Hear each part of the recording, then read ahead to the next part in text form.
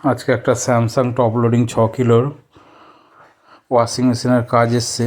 তা এর প্রবলেমটা ছিল আউটলেট থেকে লিকেজ হচ্ছে, ইনলেট থেকে ভালভে অটোমেটিক জল বেরিয়ে আসে। তা ইনলেট ভালভটা আমরা চেঞ্জ করব, আউটলেট ড্রেন পাইপ বেল ওইগুলো সব চেঞ্জ করব। দেখো কিভাবে কি করছি। তবে ভিডিওটা খুব বড় করব না, খুব শর্ট ভিডিওর মধ্যে সব কিছু দেখিয়ে দিচ্ছি, দেখে নিও। দেখো এই যে ইনলেট ভালভ থেকে অটোমেটিক জল বেরিয়ে আসে।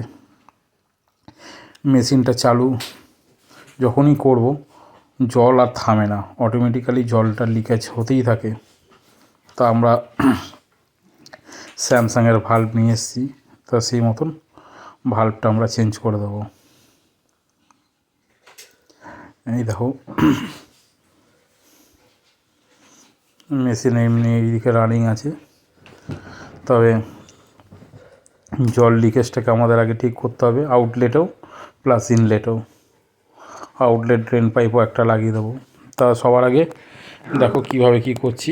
আর মেশিনটা সার্ভিস তো করতেই হবে। তা এই দেখো ভেতরে কীরকম নোংরা, দেখো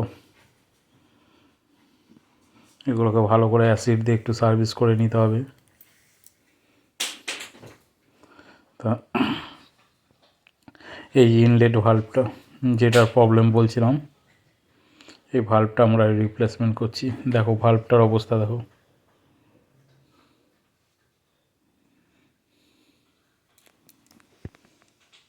খুব খারাপ অবস্থা ভালভটার। দেখো এগুলো আমরা একদম অ্যাসিড দিয়ে নিট অ্যান্ড ক্লিন করে দেবো।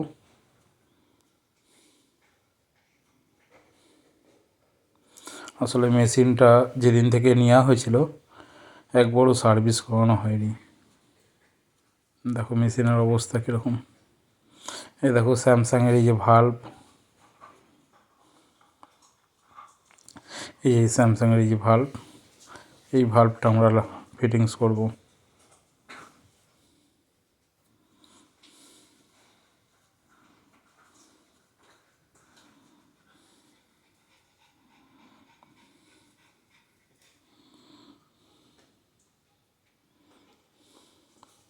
তোমরাও যখন এরকম কোনো প্রবলেম পাবে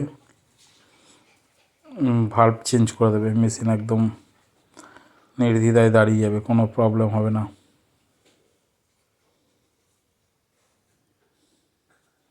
এরকম প্রবলেম পেলে পরে এগুলো এইভাবেই সলিউশন করে মানুষ।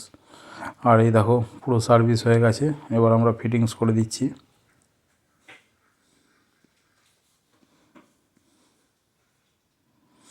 অলরেডি এদিকে ফিটিংস হয়ে গেছে।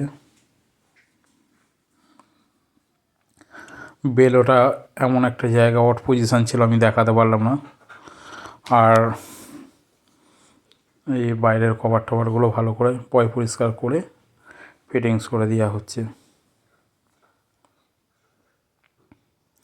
দেখো মেশিনটা এবার সব ফিটিংস করে এবার চালিয়েছি। দেখো এখন জলের প্রেশারও বেড়ে গেছে, প্রচণ্ডভাবে জলের প্রেশার বেড়ে গেছে। আগে এরকম জলের প্রেশারও ছিল না। তো মেশিনে দেখো আর জল লিকও করছে না। আমরা স্পিন করেও দেখে নিলাম, সব একদম টোটালি মেশিন ওকে, মেশিন পুরো কমপ্লিট। আর হালকা যে নোংরাগুলো আছে ওগুলো আমরা কাপড় দিয়ে পরিষ্কার করে দিলাম।